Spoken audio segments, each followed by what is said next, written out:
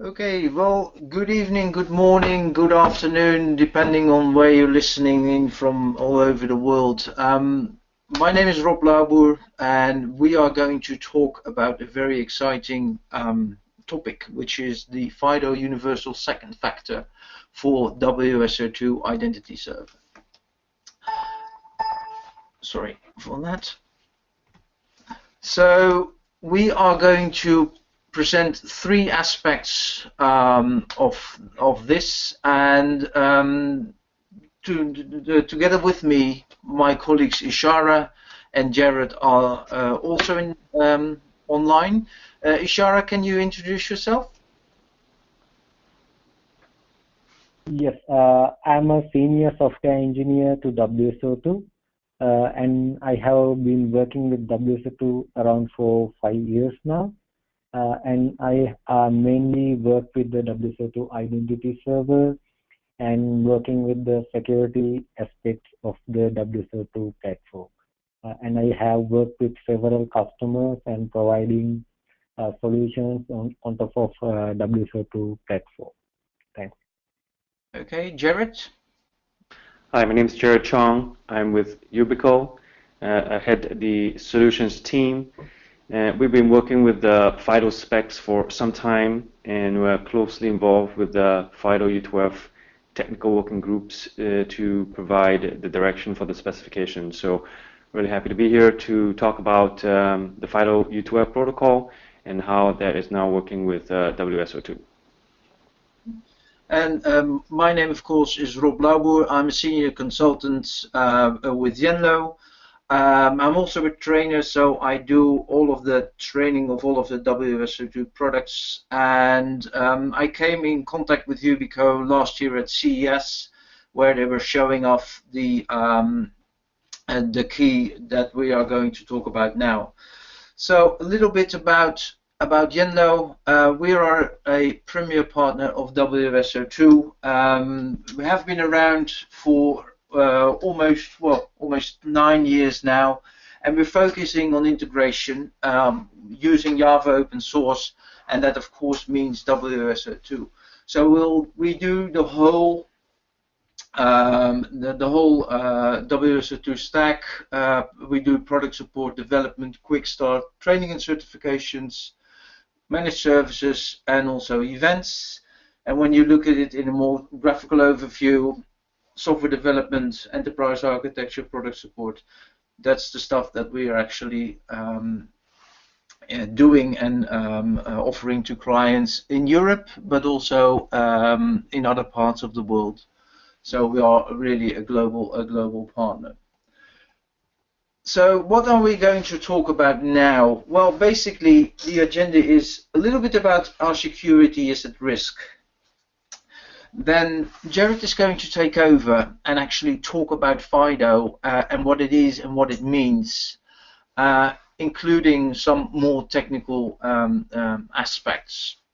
Then a short introduction to the identity server from WSO2 by Ishara. And of course, we're going to show you how it works. So there will be a demo. We're going to talk a little bit about the benefits of the solution.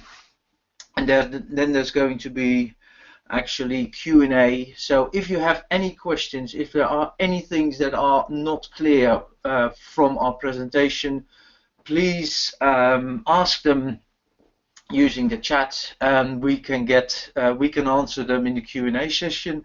If there are not, if there is not enough time to answer all the questions, we will get back to you with the answers if that occurs. Okay, so let's quickly go why we think our security is at risk. Basically, what I've done here is taken some articles from newspapers around the world, basically showing that it is not something that happens every now and then. I think that every day there are breaches, hackings, and stuff like that. There are some stuff from German newspapers, French newspapers, United States newspapers. I think everywhere, all around the world, increasingly we are at risk. And security, of course, is a very broad subject. I mean, what we're going to talk here is the security that is tied to logging into systems. And when you want to make something more secure, you have to start at the basis. It actually might sound a little bit strange to be thinking about how to secure your mail service, like for instance a Gmail. But if a hacker has access to your Gmail service, it has access to a lot of things. It can he or she can actually browse through every email that you've sent, and if they know what kind of services you use and have access to your email, they can actually reset the password and gain access to not only this system but also systems from e-commerce sites like Amazon, etc., etc. Luckily, Gmail has been supporting FIDO and other second factors for some time, which makes it easy to make it more secure. And I've been using this for some time now, and I'm very happy with the ease that's actually that how easy it is to actually implement that. So we talked about a factor, a second factor. What is a factor? Well, something you know, for instance, a password or even a username, is what is a factor. So the drawback of a password is, of course, that it can be guessed. It can be stolen if you write it down on a post-it behind your screen. That's not very secure. It can be, well, as I said, guessed, but it can also be guessed in what they call a brute force way, basically just trying out every combination imaginable. So that's a factor. Something you have, a smart card, a token, or a smartphone, can also be a factor. If someone wants that, then they have to take it from you, they have to steal it from you, and of course someone can steal your debit card or your credit card from you on the street and ask for your PIN code and get money from that. But it's more difficult, and it's actually it happens less, but it can still be taken from you. And the last factor that I want to talk about is what they call biometrics, something that you are, something that is very unique to you, your face, your voice, your fingerprint, the way you type. There are many ways that can actually show who you are. And in theory, the more factors, the better. And why do I say theory? Well, it has to be implemented in the right way in order to work. But with 3 factors or 2 factors or multi-factor authentication, the security is better, and it is better for you as a user of the service, but it's also better for the company that actually offers the service. So depending on the use case, the level of security needs to be higher. So if you're logging into a news website, a user ID and password can actually suffice in many cases. Make sure that the password is not the password that you use for each and every site, and it's not something that can be easily guessed through social engineering or other ways. If you want to log into an e-commerce site like Amazon, user ID and password, and I would typically say I would like to increase the level of security by adding something that's required to log in. So for instance, Dropbox gives you the opportunity to actually send a text message to your smartphone or your cell phone if someone wants to gain access, and the same goes for Gmail. And when you want to log into your internet banking or government services, you would really like the strongest form of protection with the user ID, password, and the challenge response, because if they get in there, then you are literally in trouble, because they can take your money, they can move it to other banking accounts, or they can make changes to your government services that you use. So these are all reasons why you actually want to increase the level of security that you have with systems that you in some cases use every day. And it can be as a consumer when you want to just check your email, or it can be as something that you use within your your organization. And that is actually where the FIDO universal second factor comes in. Especially now it's been integrated with support in the identity server. So with that, I'm going to hand it over to Jared. Jared, the floor is actually yours. Here you go. Thank you. Thank you, Rob. So FIDO universal second factor. When we look at what the protocol is, it has to be taken into account many of the things that we've known it has been around. It's got to be simple. If it's a difficult process to activate and use, it will not really work very well for consumers or for enterprises. It's got to be secure. It needs to maintain the same level of security as what we expect high security systems can operate in, and open and scalable. So I'll dive into what we mean by these terms. And Rob can go to the next slide.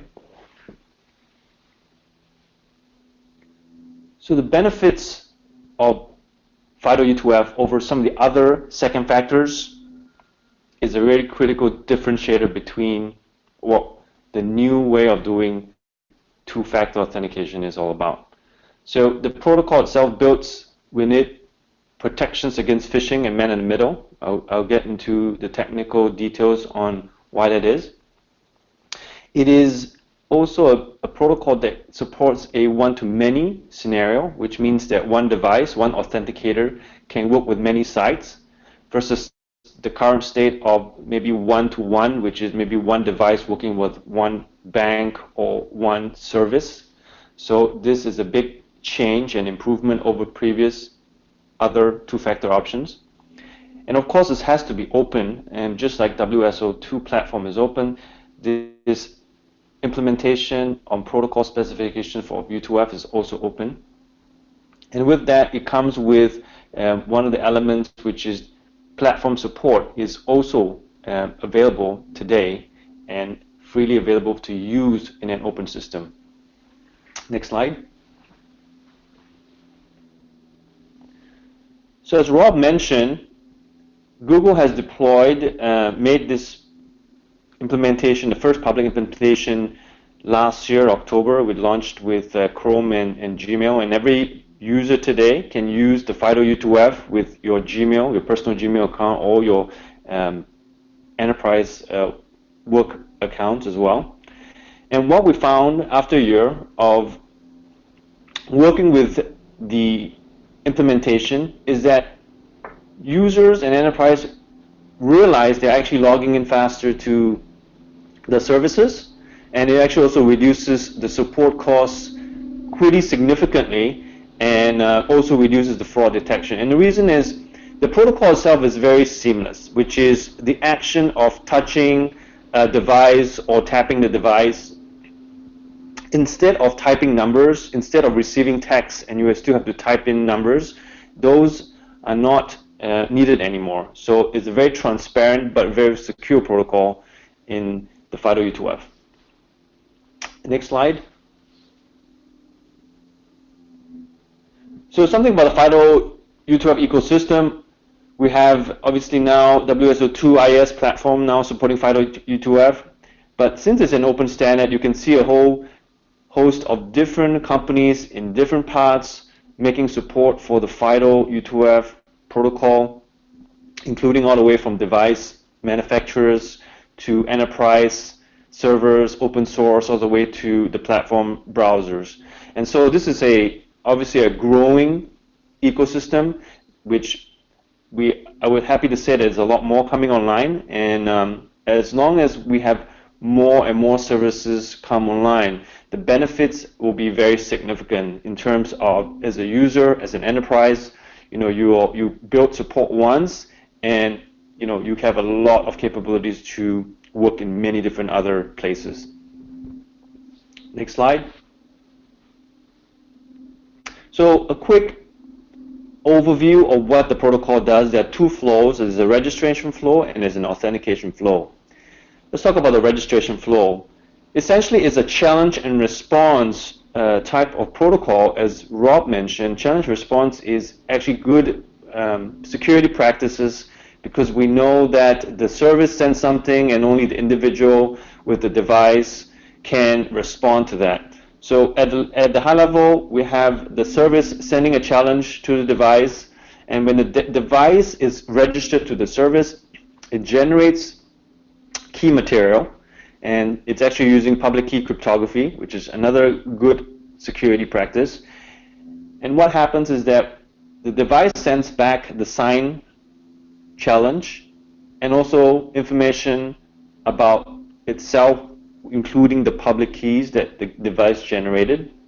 And so the service will be able to store the information for the specific device and associated with the user. And when it comes time for authentication, when the server sends a new challenge to the user will use the same device, and that device will be able to create the private key and sign the challenge again. And when the server receives back this challenge, he can actually verify that it's actually the right device, because he has the public key that he initially used or stored during the registration flow. So this is actually a very simple process using public key cryptography, challenge response techniques, and the ability for the device to actually generate key pairs for each service for scaling that allows the FIDO U2F ecosystem to grow in a very exponential way. Next slide. I'll briefly go through the components of what you're going to see in the demo later. There are three elements essentially. There's a device, a U2F authenticator. Could be a YubiKey, it could be something else. And the second component is what we call the FIDO client. In this case, we're showing the FIDO client as a browser. Now, the FIDO client can be also a actual client installation on a host-based system, so it doesn't have to be a browser. The third element is obviously the service, the website. In this case, is the application, which is the WSO2 solution. And how it works essentially is that the FIDO client will be the communication middleman between the application and the device. And obviously talking to the browser, talking to the web application standard HTTPS. And when you talk for the FIDO client to the authenticator, there are a couple of different transports available. We're showing today here the USB protocol, but there's also release for NFC and Bluetooth communication for the FIDO client as well. In fact, on Monday, Google released a Google Authenticator that can talk FIDO U2F protocol over NFC. It just came out Monday. It's a dev build, but it shows the commitment of the ecosystem growing. Next slide. I'll describe the protocol at a slightly deeper level, and I will, if there are further questions, I'm happy to answer them after the webinar. And we have a lot of information on our website as well. Next slide. So during the authentication process, I'll break it down. The elements are a challenge and response I've described. Essentially, the service sends a challenge all the way to the device, and the device is able to sign this challenge. And essentially, the service is able to verify the signature. Next slide. The next element that we add to the protocol is what we call the origin or the channel ID, or what we initially called token binding. what it does, it basically tells the service that the device can only sign for the particular origin. And if you look at this transition of the flow, if for some reason there was a man-in-the-middle attack, the client, which is the browser, would actually present a different origin, a bad actor site, to the device. And when the device signs it, it will be signing a different origin. And when the signature reaches back to the service, it will say, wow, this is not who I am, right? So having the origin as part of the protocol protects a lot of the attacks we know today in regards to man in the middle. Next slide. This element of the protocol adds a layer which is important for the one-to-many discussions, which is one device can work with many different services. And how does that work? The reason this works is because part of the signature has the application itself. So when we deal with the application itself, we can actually sign for each specific application that the device is going to be registered to. Because of that, it allows for the device to scale to many services, because each application will actually be associated with a different key pair. Next slide. And finally, the registration itself. The registration itself is important, and the elements are needed so that the relying party or the service has the necessary information so it can do the verification of the authentication later. Part of the registration is to allow for the services to receive the attestation cert. What is the attestation cert? Device attestation is important because some services may decide to trust certain devices but not other devices. It could be based on how secure the device is, who makes the device, or maybe vulnerabilities found in a certain type of devices. So the attestation cert allows the service to decide if they want to trust or allow all types of devices to be registered with the service. And part of it, obviously, doing the registration process is to make sure you get the public key for the device, and basically also to get any key material that is needed for the service to make a decision later on to authenticate the user with the device. Next slide. So I wanted to sum up kind of the view on adding FIDO U2F support in a current ecosystem of username and passwords. So most solutions or systems today are very one-dimensional, which is just supporting one factor, just username and passwords. And obviously we want to add and improve the security, as Rob said, to really make sure that you are reducing the risk. Adding a FIDO U2F database, we feel is actually a good step, an easy step forward. And we look at what we have here. We have elements of information regarding to the device, and the device could be either hardware device or software device as well. It doesn't matter. The specification doesn't specifically calls out for a specific type of device, but information that everyone has in common is the ability to store. You have to store the public key and information about what the device is all about, or what the authenticator is all about. And once you have done that, as you can see here, a user can have more than one authenticator, and the authenticator could be software or hardware or multiple hardware. So when you do this, one of the big differences is when you lose a U2F database, the risk is low compared to if you lost a password database. And the reason is because when you lose a FIDO U2F database, we are losing a set of public keys, and you still only can be tied to the specific device, and so you cannot reuse that information to attack the users for using at other sites. Next slide. So I have concluded my part, and I'm just showing my colleague here who's diving with a YubiKey, Yubico is the inventors of the YubiKey, and we've also have YubiKeys that support the FIDO U2F protocol. You can obviously find out more from us at our website. And I'll hand it over now to Usama.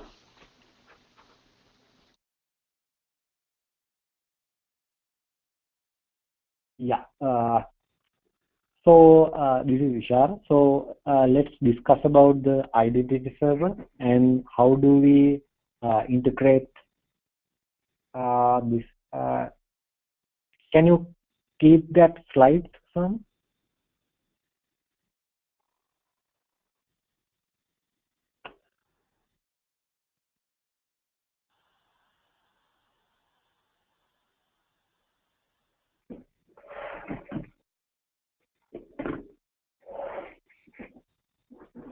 Yeah. Can you please go to the next slide? So I'll briefly discuss about the identity server. So we call the identity server is an. Can you go to the previous slide? Yeah. Identity server is an open source identity and entitlement management server, and it's free and open source, and we have commercial support for the identity server. And it's a very lightweight and high performance product which run with very low memory footprint. And due to the technology, the OSGI technology that we use in our platform, it's highly modular and extensible. And we provide suitable extension points in our product, so there you can plug and change the capabilities of identity server appropriately. And it's very user friendly, and it has a minimal learning curve. If you use the carbon-based products, so those has the same structure. So if you are familiar with one of the products, it would be very easy for you to getting start with another product. And most importantly, it's based on open standards, so it's very easy for you to interrupt with other products in the industry. Next slide, please.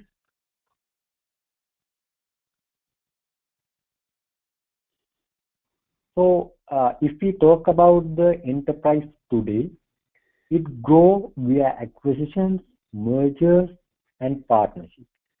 So what does it mean to enterprise and identity management? It means we have to work with heterogeneous user stores, authentication protocols, legacy systems, and many more. So we have to connect different components, different protocols in our solution. So we have to overcome these federation silos and staggerity of identity patterns when we connect and provide the identity management solution. So for that, with the identity server 5.0.0, we came up with a concept called identity bus. It means which connect different identity providers and service providers which talk with different protocols to talk together. For that, we implement authentication framework which can bridge different authentication protocols, which can bridge different provisioning mechanisms, and there we provide multi-option and multi-step authentication, which can be used to extend for the multi-factor authentication as well. And there we have separate the processing of the authentication protocols and the request from the authentication of the user. Next slide, please.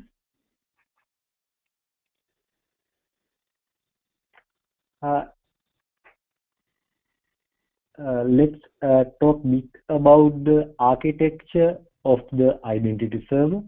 So we have the inbound authenticator, which process the authentication request from the different authentication protocols.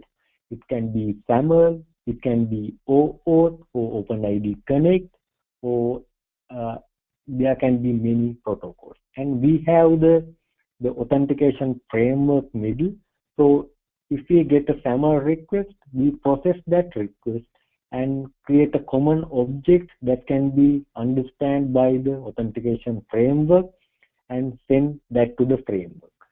And for the authentication, we have set of authenticators. So from the authentication framework, we prompt user to authenticate using different authentication mechanisms. After that, the authenticators will send the response to the authentication framework, and then authentication framework hand over the result to the inbound authenticator. So it will process the authentication result and will send the response back to the service provider. So that's how the authentication framework is modeled with the identity server. So next slide, I'll discuss what are the different authenticators we have this identity server. Mainly, we have the local authenticator and the federated authenticator. So local authenticator, the users will be exist within the identity server. So we can authenticate users with his credentials within the identity server.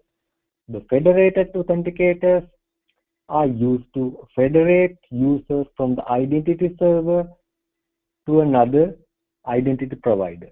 So the federation authentication happens via these federated authenticators. Next slide, please.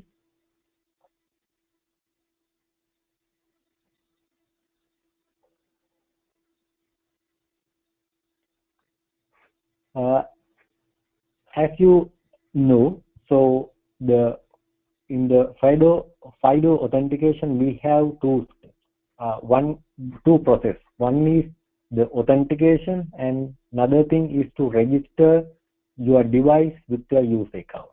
In that case, the authentication implementation is another authenticator. So it will be a local authenticator. The FIDO device registration metadata exists in the identity server itself. So the authentication will be happen via a federated authenticator, which is configured in the authentication flow in the identity server. Next slide.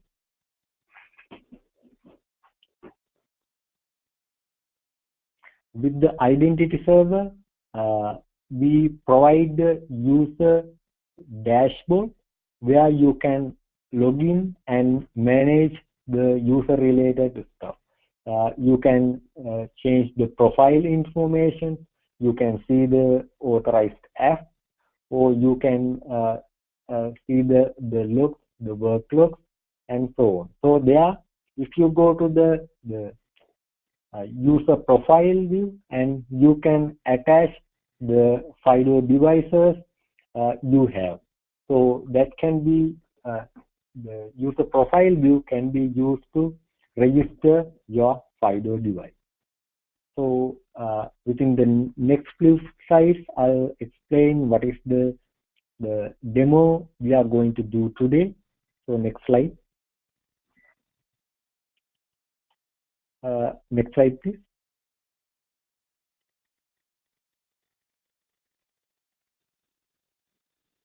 Yeah, with demo, we will be using the identity server 5.1.0 which will release in the near future within 1 week, and we use the user dashboard provided by the identity server. So you have to log in to the dashboard, and you have to register your U2F device, the Yubico device. Next slide, please.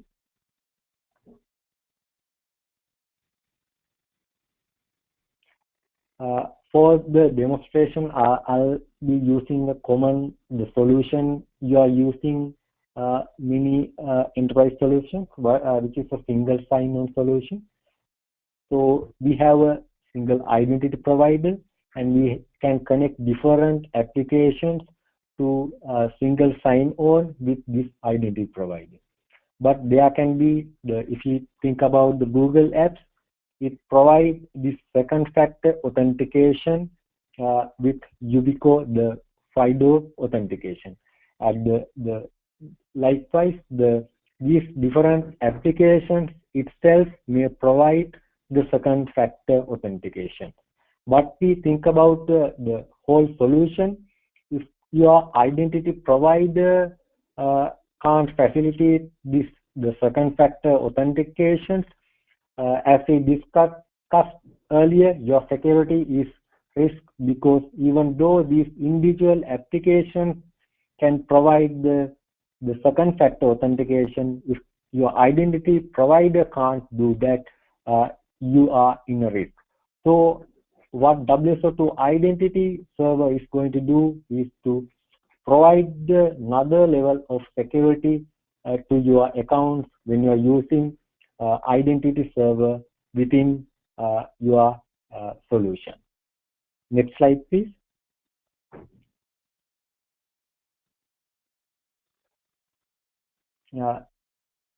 For this demo, I only picked the Salesforce.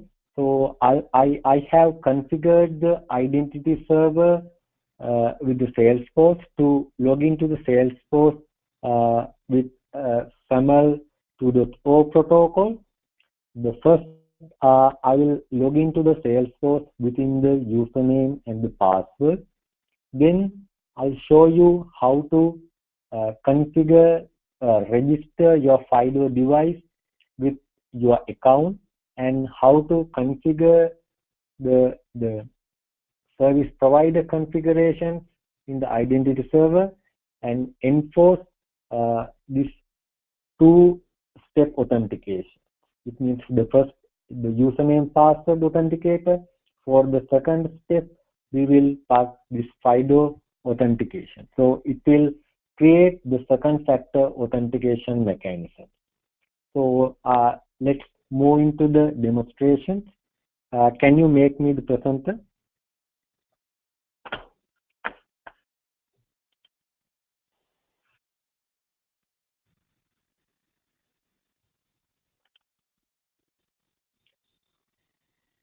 Yeah, I think you can see me. So first, I'll log into the Salesforce within a username and password. I have done the configurations in the Salesforce side and the identity server side.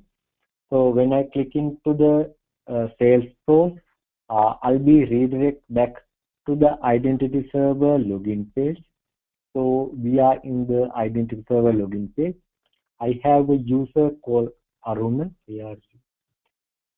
and I'll log into the Salesforce with my username and the password.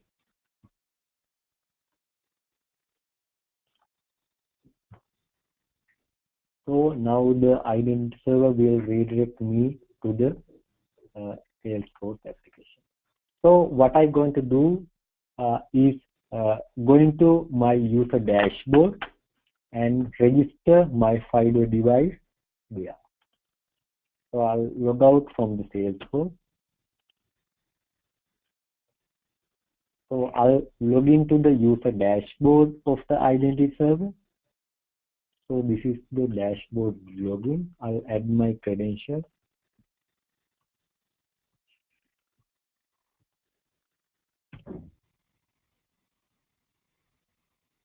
So this is the view of the user dashboard. So you can see the My Profile section, and I'll go there. There you can see this Manage U2F authentication. I'll click on that, and then I have the option to attach my FIDO token. So I'll attach my token.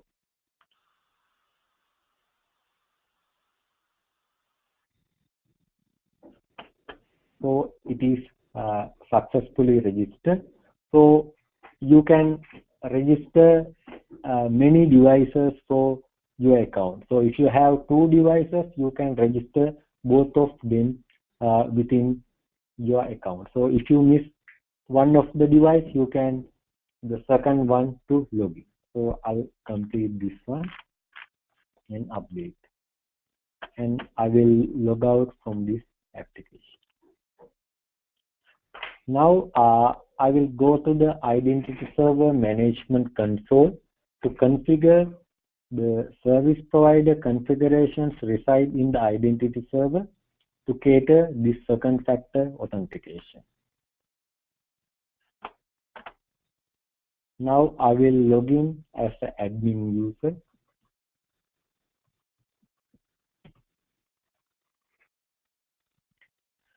Here you can see the service provider configurations. So I'll list all of them. And we'll go to the Salesforce configuration. There you can see the local and outbound authentication configuration, where you can configure the multi-factor and multi-step authentication. So I'll go to the advanced configuration. Now I'll add these authenticators as the first and second step. For the first step, I'll add the basic, the username password authenticator. So there I'll select the subject step and the attribute steps from there. And as the second step, I'll add the FIDO second factor authenticator. So I'll update with that.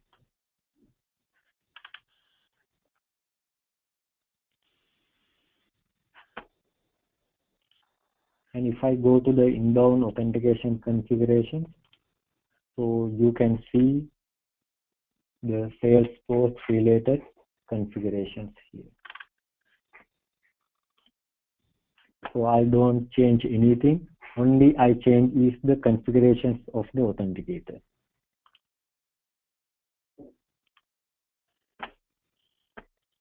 So let's try to log into the Salesforce with the username and password authentication plus the second factor authentication. Again, I'll be redirected to the identity server. So I will use the username and password authentication.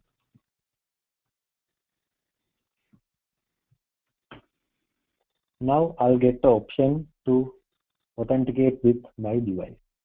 So I am authenticated. Yes, now I was redirected back to the Salesforce. So that's how we configure the second factor authentication to your authentication level. So it was very easy configurations and very easy registration process is available with the identity server. Can we move to the presentation again?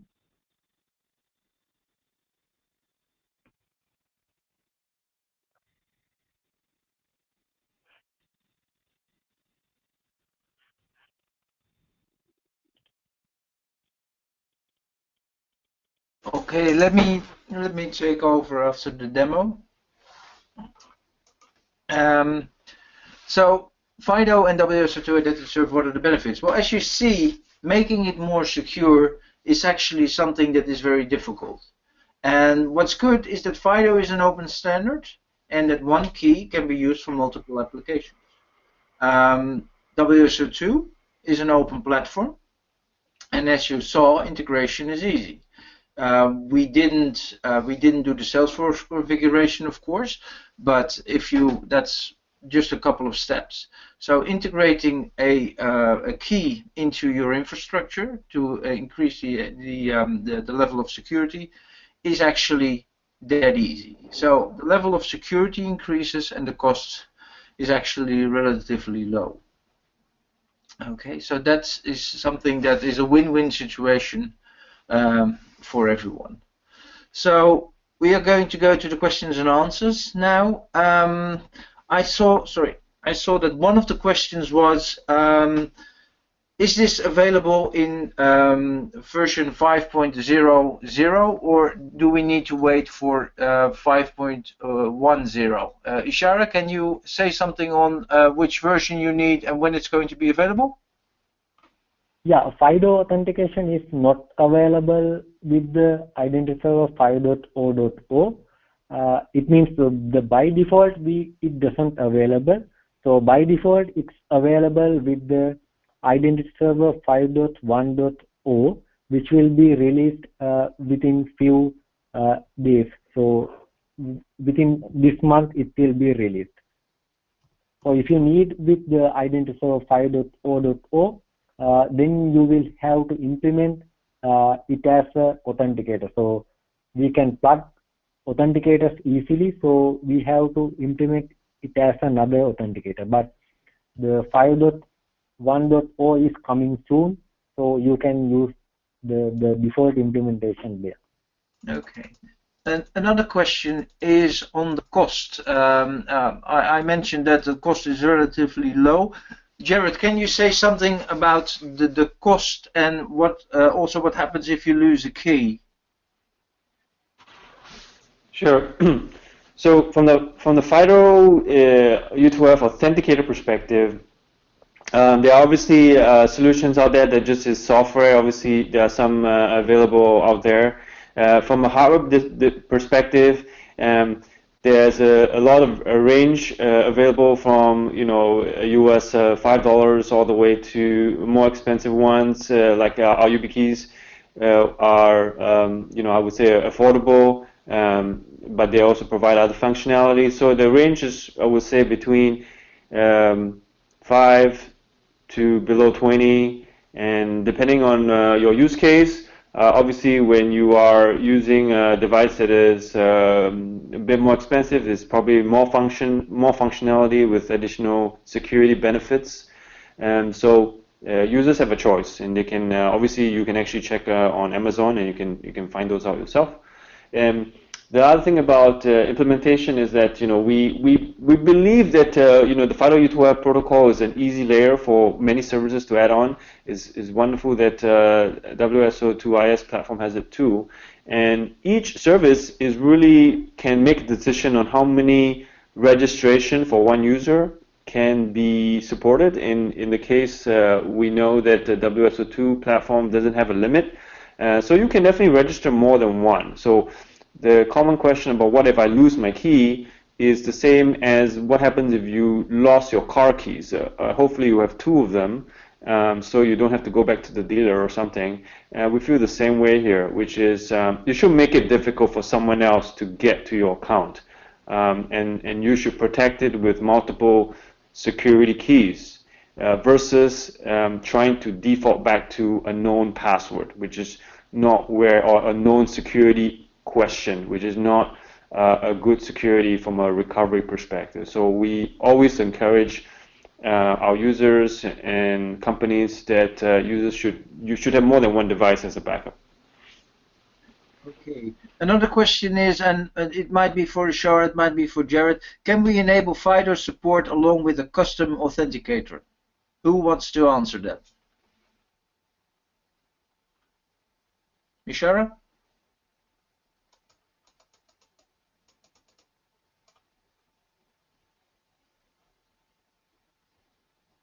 Maybe we can clarify the custom authenticator.